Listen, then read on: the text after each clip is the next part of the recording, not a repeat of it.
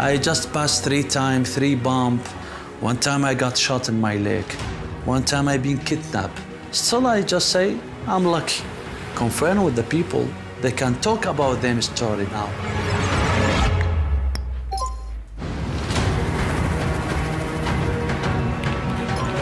2,000 people came. They attacked this poor couple.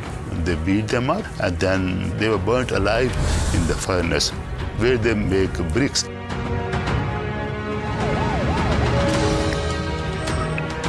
Around 60% of countries worldwide where religious freedom is now in some way compromised. The Worldwide Religious Freedom Report, it's about every minority religious group in every country in the world. And it's that wall of silence we need to break.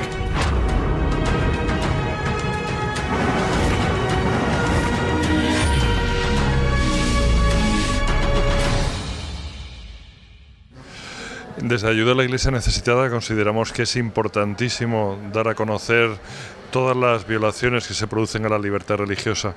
En primer lugar, porque es un derecho fundamental reconocido en la Declaración de Derechos Humanos, y de él derivan otros muchísimos derechos. De hecho, se suele decir que es un barómetro del cumplimiento o incumplimiento de otros derechos fundamentales. Cuando falla la libertad religiosa, inmediatamente fallan otros derechos. Es un termómetro que nos sirve para ver situaciones de otros países. Pero también tenemos una obligación de contar a una sociedad que no conoce, una sociedad que no está informada de que existen, por ejemplo, pues 334 millones de cristianos perseguidos en el mundo, 60 millones más que viven discriminados, o una sociedad que no sabe que 1/3 de los habitantes del planeta vive en países donde no puede creer libremente, donde no puede expresar su fe, donde tiene restricciones a esta libertad. Entonces, por todos estos motivos y por el deterioro tan importante que está teniendo este derecho, es fundamental este informe que queremos dar a conocer, no solo en un momento puntual, sino queremos que dure muchísimo su efecto.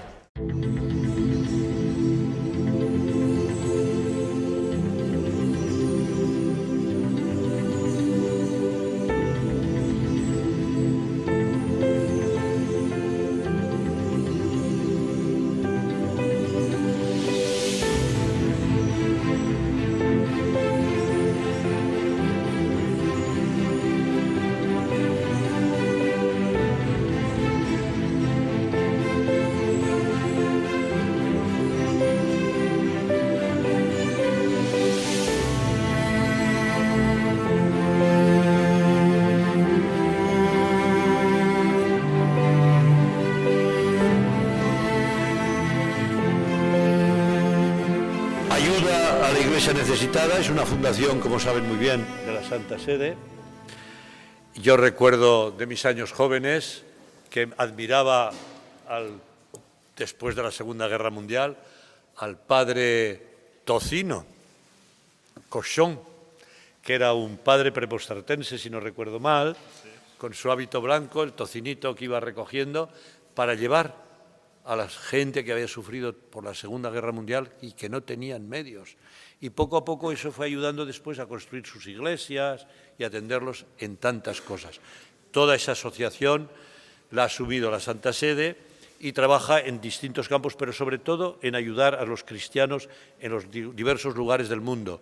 Pero entre esa ayuda material y espiritual está sobre todo también en estos momentos esa toma de conciencia y de ayudar a las personas que están perseguidas por su libertad religiosa, por practicar su religión. Yo agradezco a Ayuda a la Iglesia Necesitada toda la defensa que está haciendo en todo el mundo por la libertad religiosa y ayudándonos a tomar conciencia aquí en España desde hace tiempo.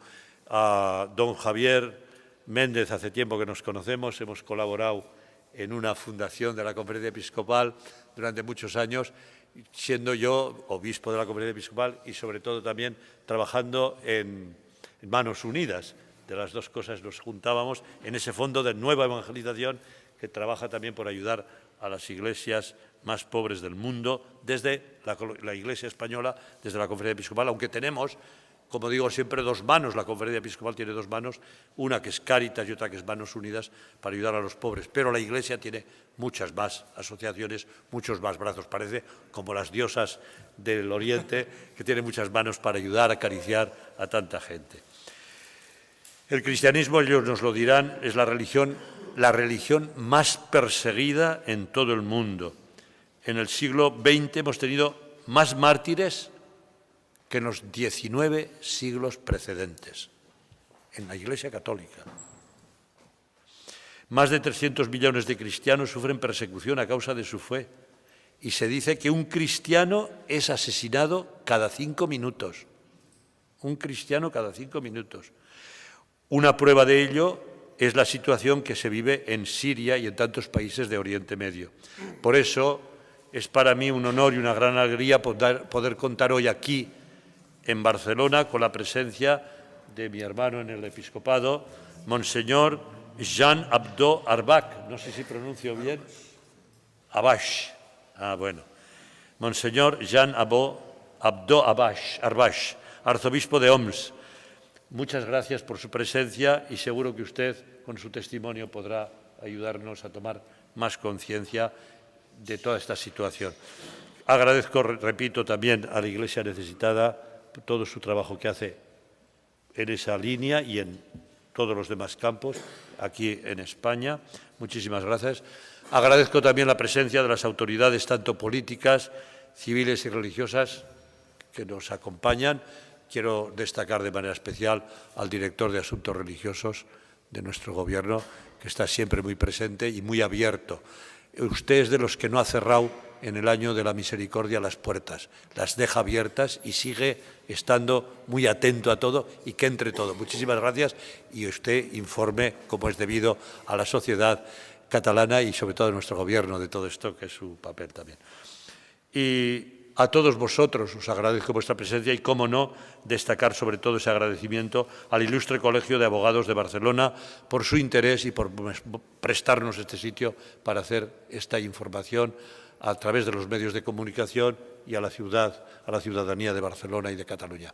Muchísimas gracias y gracias a los periodistas por vuestra presencia y por ser vosotros también ventana abierta para informar a nuestra sociedad de este gran tema que desgraciadamente se oculta. Hay como las guerras que hay en países tan pobres como puede ser Ruanda, como puede ser Sudán, que tampoco aparecen. Desgraciadamente los pobres tienen pocos altavoces, gracias a que instituciones como puede ser la ayuda de la Iglesia Necesitada son un poco portavoz de los que no tienen voz en nuestra sociedad de hoy. Muchísimas gracias y buenas tardes a todos.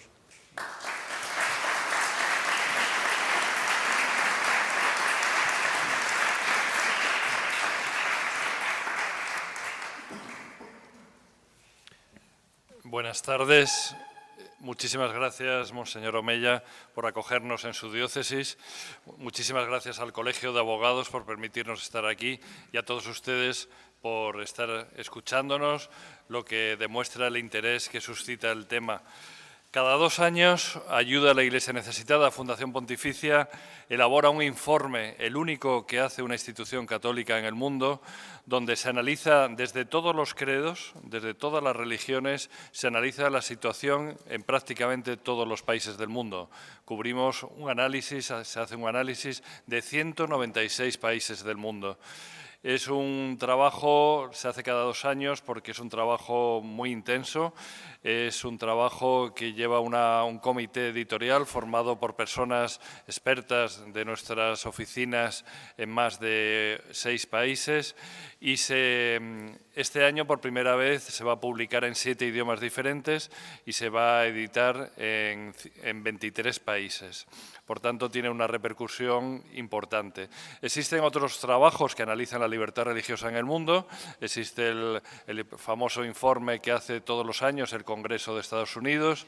Existe también organizaciones protestantes como Open Doors o como el Pew Forum Research.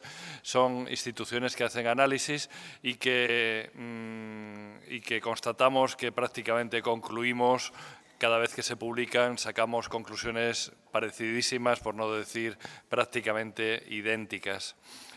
Para nosotros, el realizar este informe es la expresión máxima de una de las tres patas de nuestro carisma como institución de Iglesia. Tenemos una pata importantísima que es la oración, hacer de puente con toda una iglesia perseguida. Cuando vamos, visitamos Irak, visitamos Siria, visitamos Nigeria, visitamos Pakistán, visitamos la India, visitamos muchísimos países de África. Muchísimas personas nos dicen, por favor, rezad por nosotros. Creemos en la oración y rezad por nosotros. No nos olvidéis, el mero hecho de nuestra presencia es para ellos un acicate impresionante. Y el hecho de que recemos también y que en Occidente nos preocupemos por ellos es importantísimo. Por eso fomentamos, a través también de muchos actos de oración, esta constante puente con ellos. Por supuesto, necesitamos la caridad, necesitamos la ayuda económica para cubrir más de 6.000 proyectos pastorales que se llevan a cabo en todas nuestras 23 oficinas, atendiendo a 142 países del mundo donde la Iglesia carece de recursos. Y por último, tenemos un deber de información. Y en este es el que me quiero centrar. Tenemos la obligación de contar al mundo, de contarlo además de forma manifiesta, de forma clara, sin tapujos, cómo viven, cómo sufren y cómo mueren, desgraciadamente, muchas personas, entre ellas mayoritariamente cristianos, como ha mencionado Monseñor Omeya, porque 3 de cada 4 perseguidos por su fe son cristianos. Entonces, este es un tema muy serio, es un tema muy importante y que tiene un gran deterioro últimamente. Antes de seguir, me gustaría, porque muchas veces hablamos de libertad religiosa y es cierto que todos venimos a entender lo mismo, pero creo que es importante hacer una mínima definición para que de verdad nos centremos y todos entendamos lo mismo. Y me gusta definirla prácticamente basándome en lo que dice el artículo 18 de la Declaración de Derechos Humanos. La libertad religiosa, ni más ni menos, es un derecho fundamental, por mucho que se quiera ignorar en el mundo en que vivimos. La libertad religiosa, y esto es muy importante, es el derecho a tener, a mantener o a cambiar de creencia espiritual. A tener, yo tengo derecho a tener, yo tengo derecho a mantener, a que nadie me la quiera cambiar por la fuerza, que nadie me fuerce a convertirme a otra religión, y evidentemente el derecho a poder cambiar de religión, que es uno de los derechos que inmediatamente se detecta, como en muchísimos países existen graves problemas para que uno pueda cambiar de religión a una que no sea la del Estado o la permitida. Pudiendo ser esta expresada libremente tanto en privado como en público. Yo tengo derecho a vivir mi credo, a vivir mi fe en privado y en público. Y tengo derecho a vivirla de forma individual o a expresarla de forma individual o de forma colectiva, sin forzar la conciencia de la persona y sin que en ningún momento suponga ningún tipo de discriminación. Por tanto, estas son las pautas en las que nos movemos cuando hablamos de libertad religiosa. Como pueden ver en la pantalla, nada menos, y este es quizás nuestro mayor titular, fruto del informe que hemos elaborado este año, es que 1 de cada 3 personas en el mundo vive en un país sin libertad religiosa. Esto nos debería sobrecoger porque desde el momento en que la libertad religiosa es el barómetro de muchísimas otras libertades y derechos fundamentales, cuando es el termómetro, el barómetro también, cuando falta la libertad religiosa suele ser señal inequívoca de que falta la libertad de expresión, la libertad de asociación o muchísimas otras libertades y derechos fundamentales. Y esto es una constante. Por otra parte, cuando se cumple, pues también suele ser señal de que vivimos en estados democráticos.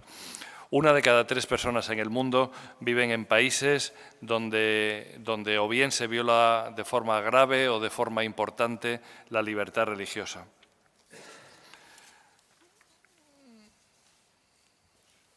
El 20% de los países del mundo, nada menos, 1 de cada 5, sufren graves violaciones contra la libertad religiosa.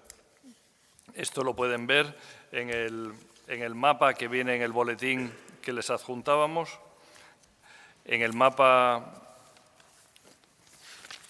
este que mostramos aquí se ve señalado y clasificados los países, hemos hecho un esfuerzo pedagógico claro para que se pueda vislumbrar de forma muy simple.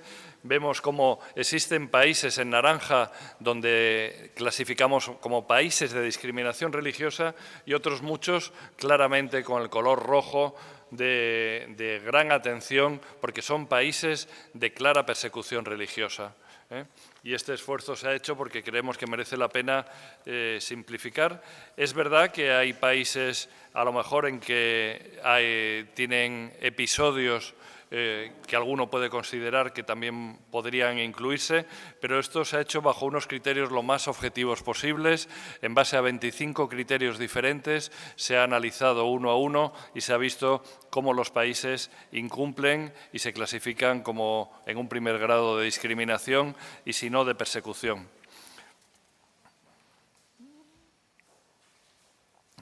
De los 196 países analizados en el mundo, hay 38 de ellos que sufren graves violaciones, 23 porque son países donde se persigue claramente la libertad religiosa y 15 de ellos donde se sufre una discriminación importante. Otro de los análisis, otra de las conclusiones que extraemos de este informe es que el yihadismo, por llamarlo claramente, aquellos que utilizan el Islam como instrumento para la guerra santa, el Islam más radical es la principal amenaza a la libertad religiosa y la principal causa de persecución en el mundo.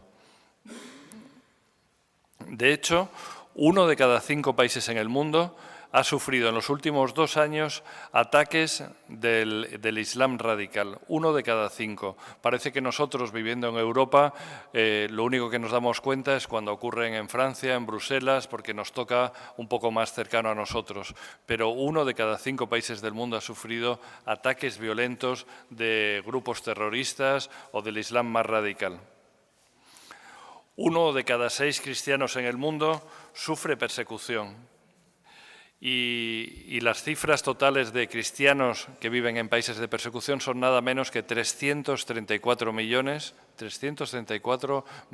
de cristianos que viven en países de persecución y 60 millones más que viven en países donde son discriminados por el mero hecho de ser cristianos. Este es el mapa, como les indicaba antes, que pueden ver en el boletín nuestro, donde se expresa claramente, se clasifica, se ve incluso los criterios para considerarlos, algunos de ellos, como de discriminación y cuándo son de persecución. Pues esta es la situación general. Una situación que podemos concluir como una situación preocupante, una situación de deterioro respecto del último informe que elaboramos hace 2 años, una situación que nos preocupa, donde existe un fenómeno que llamamos el hiperextremismo islámico, que lo encarna perfectamente el grupo terrorista Daesh, mal llamado Estado Islámico.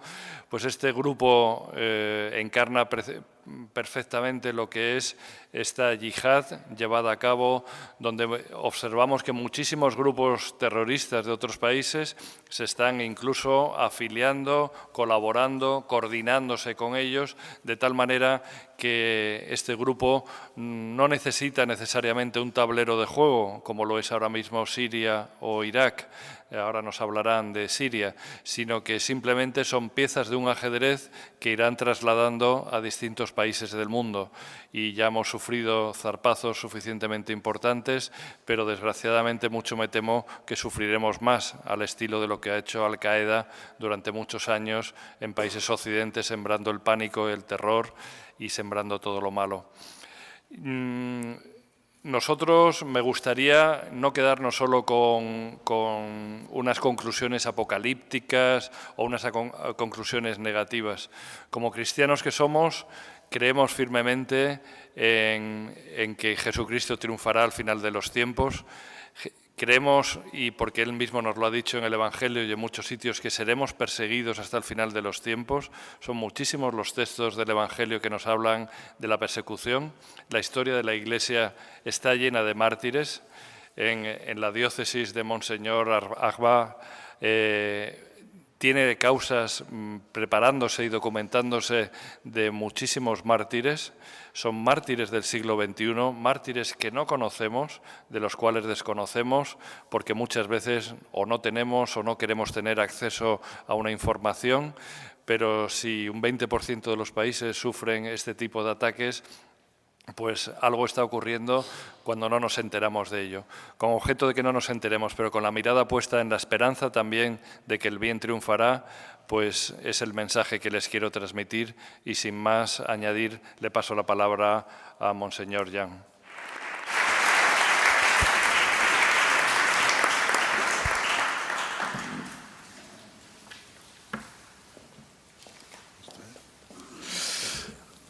Buenas noches a todos. Mi hermano Juan, el episcopado, Monseñor Javier de la Iglesia Necesitada, queridos hermanos y hermanas. Es la primera vez que vengo a Barcelona, no lo conozco. Se lo perdonamos. Pero ya ha ganado la indulgencia. Hablamos, yo hablo español, pero yo no hablo catalán. Gracias a Dios estoy con ustedes ahora en esta charla sobre la libertad religiosa. Es un tema que nos toca a todos en todo el mundo.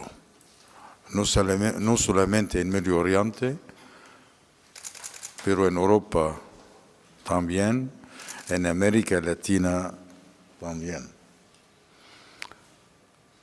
Nos tocó, yo estuve en Argentina antes de venir a Siria. Yo asumí mi responsabilidad en Siria el 25 de diciembre de 2012, durante la guerra,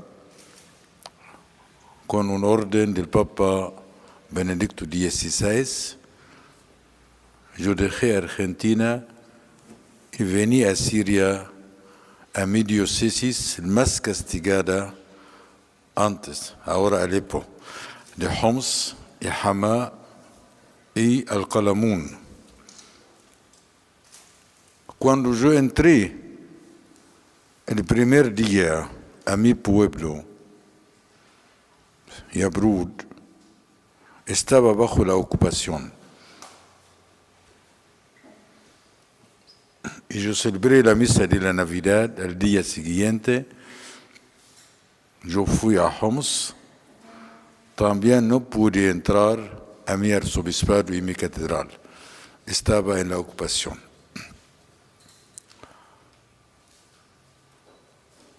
Yo empecé a trabajar como pastor, pero tengo muchas parroquias en la ocupación, no pude entrar. El camino entre Homs, Yabrud, Damasco, peligroso.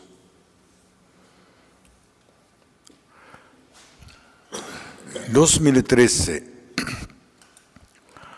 hasta marzo, en 2014, un tiempo muy difícil en mi diócesis. Empezó la liberación de nuestros pueblos. Y la liberación de la ocupación no es fácil. En octubre de 2013, yo estuve en Yabrud. Yo recibí un mensaje: quítate Yabrud. Puede ser algo, secuestro de alguna cosa. Yo fui directamente, yo salí al mismo minuto. Después de 2 días hubo los secuestros de las monjas de Maalula. 13 monjas. Ya está en la zona de Qalamun, no podemos entrar. La liberación fue en marzo. empezaron pueblo por pueblo. Qara, Nabak, Yabrud, Malula. Qara, el sacerdote me contó bien, el día, la noche de la masa fuerte, los cristianos salieron a las 12 a la noche, caminando 3 horas para llegar a otro pueblo tranquilo. Pero la Virgen María y Dios lo ayudó a ellos, no pasó a ellos ningún herido. Cuando hubo la liberación de Ara, yo entré directamente al día siguiente y yo vi en mis ojos cómo cavan las tumbas de los sacerdotes, cómo fusilan los ojos de los íconos, cómo rompen las cruces. Uno ve las cosas no como uno canta las cosas. Cuenta. Ahí fue. En Yabrud, cuando ISIS, al-Nusra, Al-Qaeda, empezaron a entrar. Entraron primero en nuestra iglesia antigua del siglo V. Hablaron de esta manera. ¿Qué hacen ustedes acá? Si quieren estar acá, hay condiciones. La primera condición que es pagar impuestos. Que nosotros pagamos cada 1 año y medio, cada mes, $15,000 de los cristianos para quedarse en nuestras casas. En esta época, el dólar vale en esta época 50 libras sirias. Y no es fácil de juntar plata. Es la primera condición.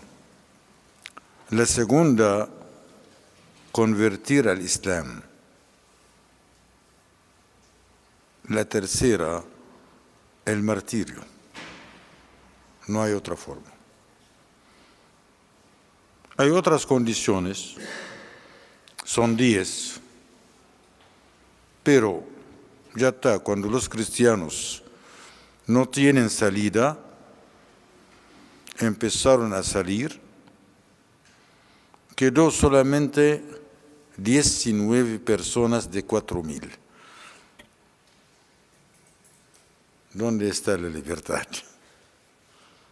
De 4,000 quedó 19 personas, matan a uno por su fe, lo degollaron.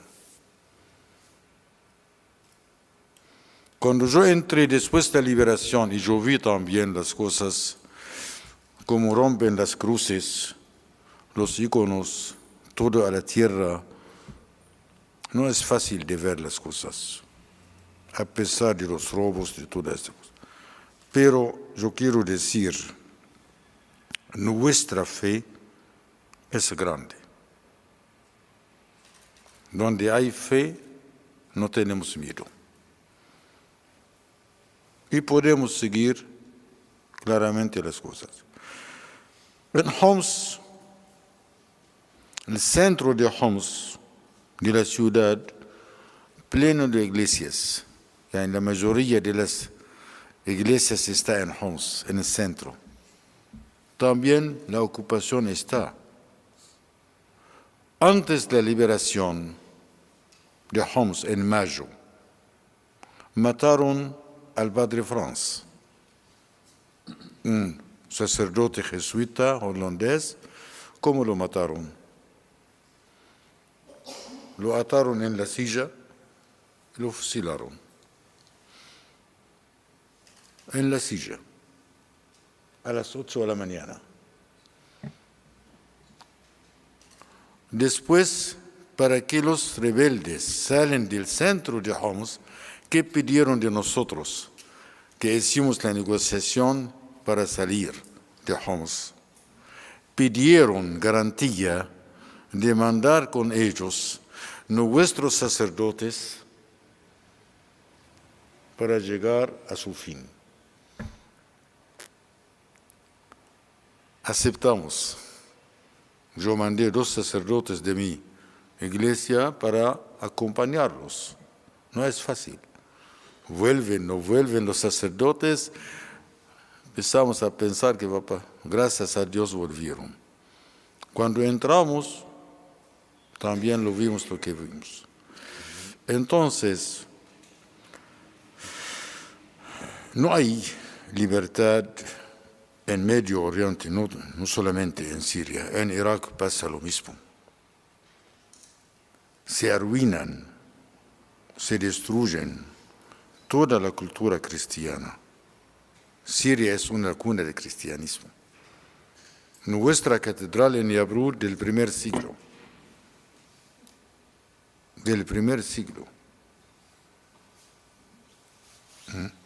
Entonces, el Estado Islámico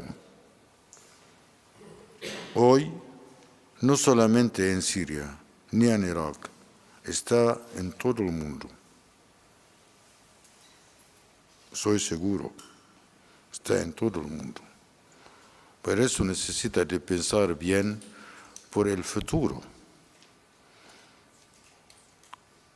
¿Qué porvenir tenemos? ¿Qué esperanza tenemos?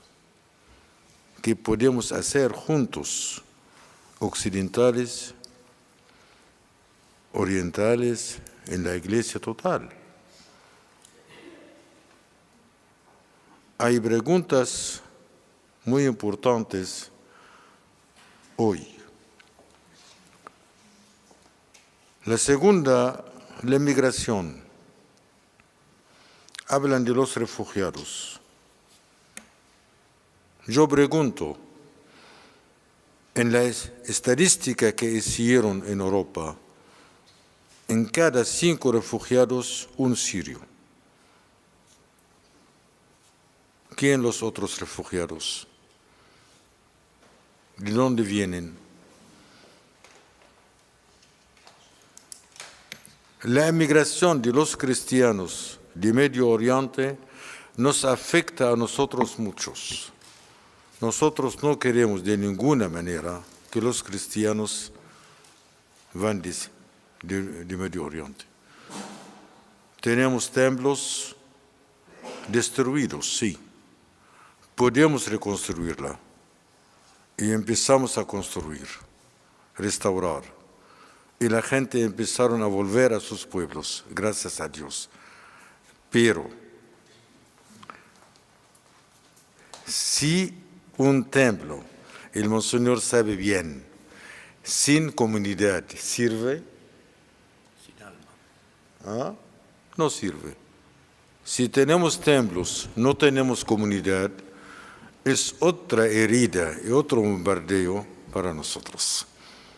Por eso necesita de ayudarnos a no dejar nuestro país.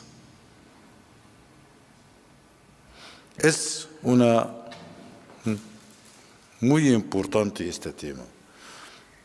El tema más importante también hoy que nos preocupa mucho, la educación. Centro de catequesis a nuestros hijos. Yo tengo, por ejemplo, en mi diócesis 4.200 jóvenes.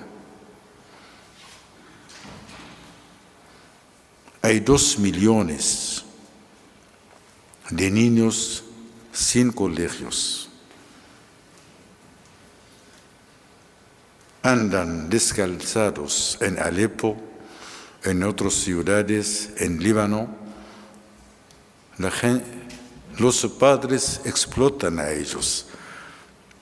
¿A dónde vamos a ir? Por eso necesita de pensar, y yo empecé a trabajar para construir centros de catequesis. Yo pido del gobierno que me da a mí permiso para abrir colegios. Es una ayuda muy grande también para mantener el futuro nuestro y mantener el futuro de nuestra iglesia. Hay muchas cosas más, pero no sé si el tiempo es... hay preguntas. Al final yo quiero decirte solamente una palabra de la Santa Biblia. La Santa Biblia dice, Dios quiere dar a nosotros paz, no desgracia, pero siempre tenemos la esperanza. Nosotros tenemos mucha esperanza, tenemos nuestra fe, y la fe cristiana hoy en Siria, en Irak, en todo Medio Oriente, se aumenta más para mantener libres y mantener también fuertes con Dios, con Él y por nuestra iglesia y por nuestros hermanos. Gracias a la iglesia necesitada en el mundo, que Monseñor Alemba, el presidente, que fue a Siria, fue a Homs y vio en sus ojos, en Damasco, en toda Siria, todo el desastre que tenemos. Bien, gracias a ellos, gracias a sus colaboradores, gracias a nuestros hermanos en el episcopado y también gracias a todos. Y como dice el Papa Francisco, la paz es posible, pero necesita voluntad y intuición buena para que tengamos la paz en nuestra patria, por nuestras familias. Gracias a ustedes. Gracias.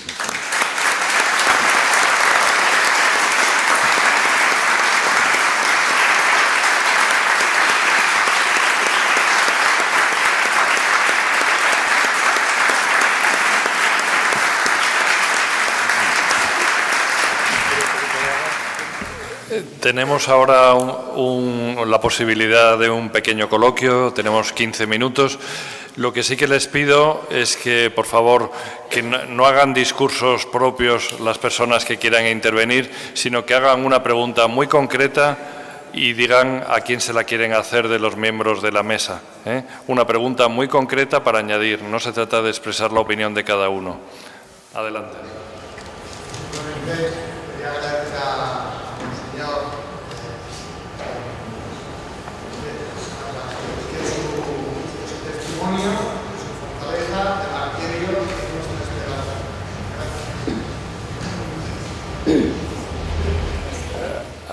No sé si la ha escuchado, Monseñor. Ha dicho que su testimonio y su martirio es un gran motivo de esperanza para los cristianos.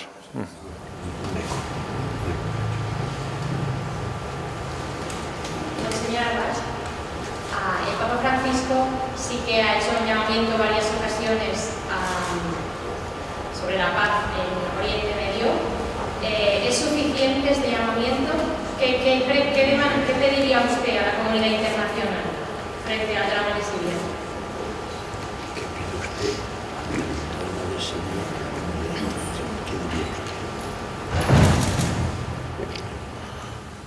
Yo pido primero conciencia. Conciencia y saben bien la realidad de la guerra en Medio Oriente. Es el primero. La segunda, yo pido que los líderes del mundo, bien, y sobre todo Europa, que trabaja por la paz y pide la paz y al mismo tiempo vende armas a los rebeldes. Bien, y nosotros vimos estas cosas. Hay pruebas. Es otra muy importante.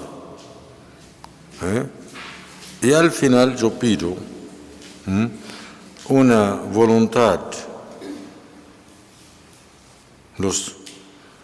de todos, los poderes del mundo internacionales que manejan el tema de la guerra, no solamente en Siria, en todo el Medio Oriente, en Irak, en Egipto, en Libia, en el Yemen, ¿bien? Si no para la guerra y tenemos paz, se alarga la guerra a todo el mundo. Por eso necesita de pensar bien. Como dijo el Papa, la paz es posible, sí, es posible si hay una voluntad buena. ¿Más preguntas?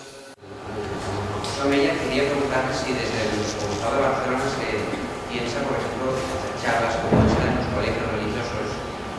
Porque uno tiene la impresión de que la situación de los cristianos perseguidos es conocida minoritariamente. Y de hecho hay muchos medios de comunicación que tratan de silenciarla o por lo menos de minimizarla en relación a otras situaciones. Gracias. Sí. Ya decía al principio que hay algún eco por ahí. Decía al principio que tenemos un pecado, el monseñor Jean lo decía ahora también, que no somos suficientemente conscientes de lo que está pasando o no queremos enterarnos. Yo creo que aquí tenemos un pecado Europa de a nuestros hermanos no atenderlos suficientemente. La pregunta tuya es, ¿se debería también desde la Iglesia trabajar un poco más claro? Este es nuestro pecado, que no trabajamos quizás suficientemente, porque nos vamos a otro tipo de proyectos, porque no nos gusta tanto, porque aquí hay una denuncia. Ustedes hablan de paz, pero están vendiendo armas. Nosotros nos callamos y no ayudamos. Y nos da incluso pena, o no lo hacemos, incluso colectas para ayudar allí. Tenemos que hacer un esfuerzo mayor. Yo creo que ahí, desde la Iglesia diocesana, tendremos que hacer un mayor esfuerzo. Y aquí me viene un poco a la mente las palabras de San Pablo cuando dice: os pido que no os olvidéis de la Iglesia Madre de Jerusalén, de la Iglesia de Oriente. ¿Y qué pide? Oración para ella, pide una colecta extraordinaria y yo añadiría, de alguna manera, nos pide sensibilizarnos y nos pide, de alguna manera, una denuncia también, una denuncia que se queda en palabras, sí, pero que tiene que ir acompañado de un compromiso de ayuda, porque si no los cristianos dejan, huyen, se van a marchar de esa tierra, que es la tierra primera, que es en la que nos recuerda la presencia de Jesús. Yo no sé si ellos, que nos han guardado el Santo Sepulcro, nos han guardado tantos sitios, Nazaret, etcétera, si esto sigue así, como decía usted, esto puede continuar y no sabemos a dónde puede llegar y nos podemos perder una gran historia de nuestra fe, de la presencia de Jesús. Y la presencia de Jesús no solo son piedras, son comunidades vivas. Y estas comunidades que son testigos de la vida de la Iglesia las hemos dejado abandonadas un poco, y esto creo que es un pecado. Y ahí vendría otro interrogante. No estoy desviando la pregunta, no te la estoy desviando. Quiero alargarla diciendo: la Iglesia, que somos todos, no el obispo y los colegios, sino todos, tenemos que tomar más responsabilidad y comprometernos mucho más. Eso es lo que quería decir. No sé si respondo del todo a lo que tú querías, pero creo que respondo diciendo: es un compromiso que tenemos que tomar más seriamente. Y aquí tenemos campañas como esta, la de Iglesia Necesitada, y ahí podemos comprometernos todos y debemos comprometernos más. Gracias por la pregunta. Creo que te he respondido entre líneas. Sí. Adelante. Hola, Monseñor Jan. Una pregunta que quería hacer, y un comentario. Es cierto que yo estuve en Homs, precisamente. Me sorprendió la cantidad de iglesias, como usted ha dicho, así como la cantidad de norias también. Entonces, una pregunta. Sí que vi cómo convivían musulmanes y cristianos perfectamente, sin ningún problema y tal. Pero esta sociedad también la vi en el país vecino, que es Jordania. Y Jordania no ha sido atacada tanto por Estado Islámico. ¿Por qué, bajo su punto de vista, Jordania está, entre comillas, libre de estos atentados? Gracias. ¿Quién te dijo que Jordania no había eventos? Hay, pero no salió a la luz todo.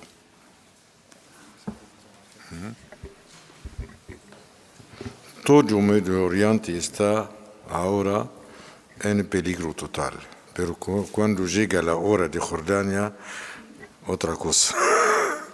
No sabemos. Ahora, por ejemplo, tenemos muchos problemas en Egipto, en Sinaí. ¿No quedaría ahí muertos?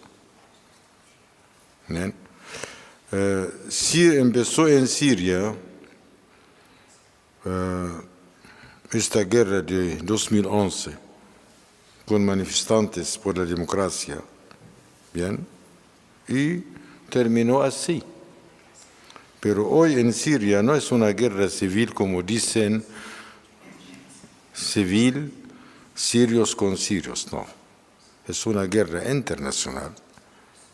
Cuando hay 85 países, hay extranjeros más que 70.000. ¿Es una guerra civil? No. ¿Bien? Y como empezaron en Siria y todas las fronteras del vecino están abiertas, del Líbano, Jordania, Turquía, Irak, se juntaron todos en el desierto de Siria y empezaron a avanzar poco a poco. Yo creo que, mi opinión personal, Medio Oriente está en fuego total. Cuando es el tiempo de empezar en Jordania, va a empezar, no te preocupes. Pero ojalá que no. Basta guerra, basta sufrimiento. El pueblo sirio sufrió mucho. No queremos que otros pueblos sufran como sufrió el pueblo sirio. Yo tengo la prueba en Líbano. Yo viví toda la guerra en Líbano. Tengo experiencia. ¿Viste? El sufrimiento de la guerra, muy, muy difícil. Vamos a ver qué pasa. Gracias. Sí, buenas tardes.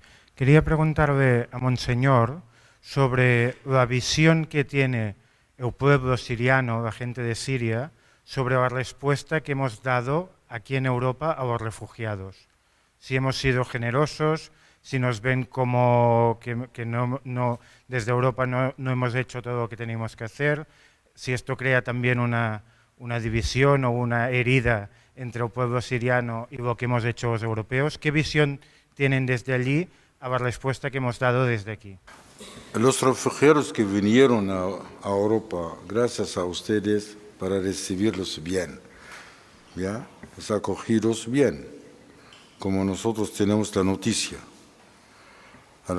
Pero hay también,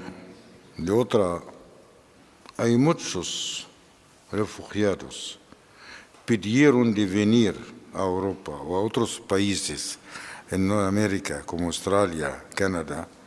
Hasta hoy hay palabras, pero no hay algo sujeto. ¿Bien? Cuando, por ejemplo, un país va a decir yo recibo 30.000 durante 5 años, ¿bien? Tenemos 11 millones de refugiados.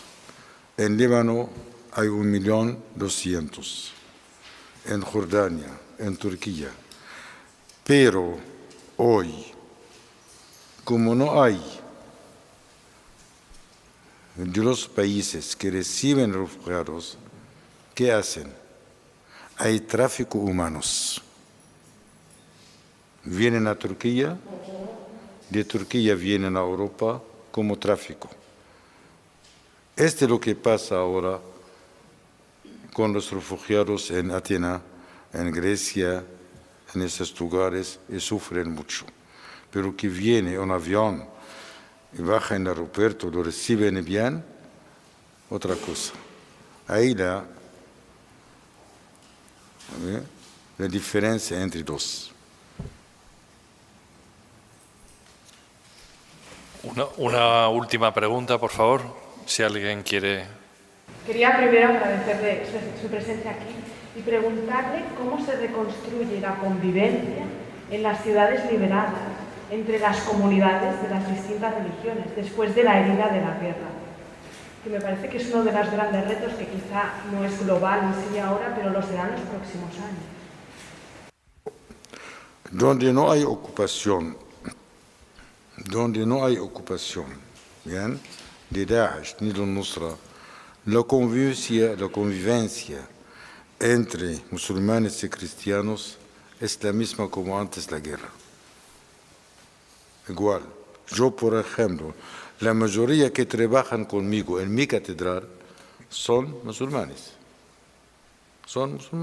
Trabajan conmigo. Hay confianza, hay convivencia. Pero el Estado Islámico que vino en esta idea peligrosa, idea como pasó algo, pero en la convivencia total no. Tenemos muchas colaboraciones con los líderes musulmanes, tenemos muchas reuniones con los obispos, tenemos comisiones para tratar cualquier tema que nos da alegría y paz a nuestros familiares. Sí, tenemos. Hay convivencia total. Pero donde hay ocupación, no.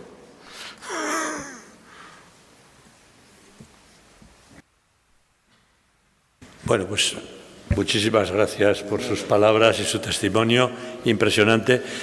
Permítanme decir, un poco a modo de conclusión, yo creo que el habernos hecho tomar un poquito más conciencia de esta gran realidad que hay en el mundo, por una parte por el testimonio de alguien que lo vive de cerca y en su carne, y por otra desde los que van acompañando todos estos procesos, desde el estudio, la reflexión y el compromiso desde Iglesia, de ayuda a la Iglesia necesitada, nos hace, tomar a todos una mayor conciencia de ese problema. Agradecemos vuestra presencia y vuestro testimonio y vuestro trabajo. Una de las cosas que a mí me impresiona y de alguna manera ha quedado reflejado esta tarde, y yo creo que todos nosotros lo hemos sentido, es la valentía de esos cristianos, de esa gente que tiene fe y se queda allí y aguanta. Y son capaces hasta de dar su vida por su fe. Decía el año pasado que estuve en Jerusalén con mi diócesis antigua de La Rioja, y se lo comentaba antes a Monseñor, tuvimos un encuentro todos con el patriarca de Jerusalén, patriarca latino, y nos dijo él: yo soy del Líbano y en mi tierra, o de Jordania era, Jordania, sí, van pasando de Siria y los cristianos nos dicen: mire, lo hemos perdido todo, nos lo han quitado todo, nos han quitado las tierras, nos han quitado la casa, nos han quitado la familia, nos la han dividido, muchos han muerto, aquí estamos, pero lo que no han podido es quitarnos la fe. Nos impresionó a todos. Es decir, el gran valor por encima de la casa, de la tierra, es la fe, y eso nadie nos lo ha quitado, ni podrán quitárnoslo. A mí eso me impresiona. No sé si aquí en Occidente, no sé si aquí en Cataluña, no sé si en La Rioja, no sé si en mi propia vida sería capaz de decir eso. Es decir, yo me agarro a otras cosas antes que a la fe, ese gran testimonio. Y ciertamente ahí tenemos también el testimonio, no sé si lo habéis visto, permitidme que lo diga, porque a mí me impresionó, está en YouTube. El testimonio de una niña que se llama Miriam, de 10 años, que sale de Siria. Ella era de un pueblo que no sé yo cómo se pronuncia, Karakush, era en Irak, bueno, es igual, ves, ya la geografía tan detallada no la conozco de aquel oriente. Dice: solíamos tener una casa en la que estábamos, ahora no, pero gracias a Dios Él nos provee. 4 meses en un campo de refugiados. Y teníamos una casa, pero bueno, Dios nos ha dado otro sitio. Y entonces le chocó al periodista esa apelación a la providencia de Dios y le pregunta a la pequeña qué ha querido decir con eso. Y ella dice, pues que Dios nos ama y no dejó que el Daesh nos mate. Dios nos ama a todos, no solo a mí, nos ama a todos. Que diga eso. Cuando aquí nos pasa cualquier cosa, ¿dónde estás, Dios? Y el periodista se conmueve con lo que la niña le dice y le pregunta también sobre lo que siente hacia los miembros de ese Estado Islámico. Y Miriam, esa niña de 10 años, responde, no les haría nada, solo pido a Dios que los perdone. Periodista, ¿tú los perdonas? Y la niña contesta sin dudar, sí. Impresionante. No hay que descubrirse ante esto. Y ahora viene la pregunta, que ahí es donde nosotros, todos, estamos también esta noche llamados al compromiso. También el obispo, como preguntaban antes. ¿Qué haré? Ya lo veré delante de Dios, pero como cada uno de vosotros. Tenemos que comprometernos y hacer algo. A nuestros niveles, en donde estemos cada uno, en nuestro lugar de trabajo, en nuestro lugar de ocio, en la familia, comprometernos. Y recordar aquí, para acabar, cómo no, las palabras que lo ha dicho también Javier Méndez al principio. Bienaventurados los perseguidos en mi nombre. Dios no lo quiere, pero nos va a llegar, y les llega a algunos hermanos nuestros, como ha sido siempre la historia de la Iglesia, que sepamos todos vivir esos momentos con valentía, como lo están viviendo ellos. Nuestro hermano obispo, que es testigo de su comunidad. Gracias por su testimonio. Cuente con nuestra oración. Yo creo que tenemos que tomar más conciencia de que tenemos que rezar por ustedes. Tendremos que hacer colectas, tendremos que ayudarles y tendremos que acogerlos en todo lo que y comprometernos para que así se siga haciendo. Y gracias, y quiero acabar también felicitando a la Iglesia, Ayuda a la Iglesia Necesitada, por ese trabajo que hacen, por concienciar a nuestra sociedad y por seguir haciendo esas campañas que hacen para no solo concienciar, sino también recoger ayuda y prestarla en su totalidad, como hacen ustedes, que no se queda nada en el camino, soy testigo de ello. La Iglesia Necesitada es honrada y coherente, esa ayuda que están haciendo todos los años. Y me imagino que en Navidad volverán a hacer para Reyes, como hacen todos los años a través de la prensa, Verdad Nacional, esa campaña que da muchísimo fruto y mucha cantidad. Muchísimas gracias por ese trabajo. Un aplauso para los dos testigos.